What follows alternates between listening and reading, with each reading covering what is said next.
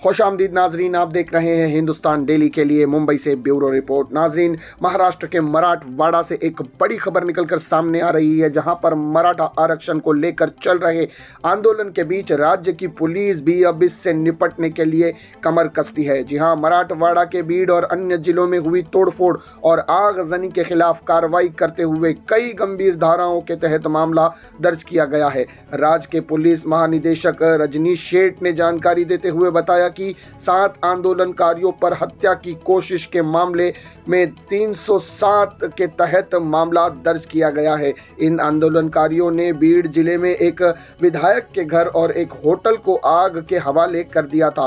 Police ने बताया कि घर में आग लग जाने के बाद कईयों को जान का खतरा पैदा हो गया था। आग लगने के बाद बड़ी मुश्किल से उन्हें बाहर निकाला जा सका है। रजनीश शेठ ने बताया कि संभाजी नगर में 54 प्राथमिकी दर्ज की गई है, जिनमें 106 लोगों को गिरफ्तार किया गया है, जबकि बीड़ में 20 केस दर्ज किए गए हैं, जिनमें से 7 मामलों में 307 हत्या के प्रयास के तहत मामले दर्ज किए गए हैं। बिगड़ते हालात को देखते हुए बीड़, संभाजी नगर ग्रामीण और जालना में इंटरनेट की सुविधाएं भी बंद कर दी गई है। महाराष्ट्र में अब तक 141 मामले दर्ज किए गए हैं और 168 आरोपियों को गिरफ्तार किया गया है, जबकि 146 आरोपियों को 41A के तहत नोटिस भेजा है।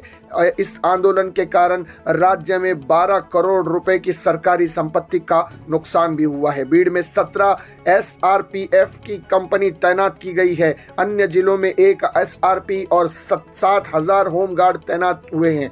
वहीं बुधवार को ठाकरे गुट के विधायकों ने मंत्रालय के सामने मराठा आरक्षण के समर्थन में प्रदर्शन भी किया था। रंका के कुछ विधायक भी इसमें शामिल थे। तो नाजरीन, ये थी अब तक की बड़ी खबर जो महाराष्ट्र के मराठवाड़ा से निकलकर सामने आई है, जहां पर 7 आंदोलनकारियों पर 307 के तहत मामला दर्ज हो चुका है और कुल मिलाकर 141 लोगों पर FIR दर्ज की जा चुकी है और 168 लोग इस वक्त पुलिस की हिरासत में है। नाजरीन, इसी तरह की खबरों के लिए हमारे चैनल हिंदुस्तान डेली को सब्सक्राइब कीजिएगा। मैं सिराज शेख हिंदुस्तान डेली से फिर मिलूंगा किसी अगली खबर के साथ। तब तक के लिए जय हिंद।